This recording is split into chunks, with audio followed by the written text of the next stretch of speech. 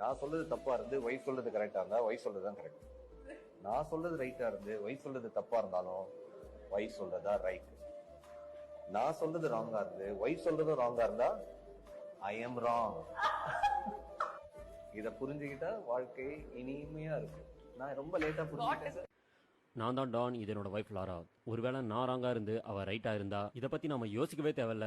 Lara's right. ஆமா, கரெக்டா சொன்னீங்க. அதேதான். இதுல எதுவும் ட்ரிக்கியா இல்லை, இதுதான் உண்மை. ஆனா இதுக்கப்புறம் வரதெல்லாம் அப்படி இருக்கும்னு சொல்ல முடியாது.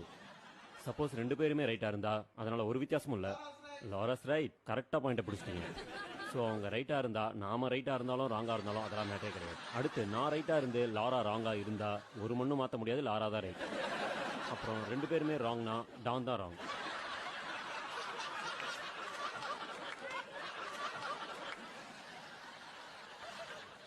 சப்போஸ் இங்க யாராவது சிங்கிளா இருக்கீங்க, கல்யாணம் பண்ணிக்க போறீங்கன்னா இதை போட்டோ எடுத்து வச்சுக்கோங்க. கண்டிப்பா இது உங்களோட ஃபியூச்சர்ல தேவைப்படும்.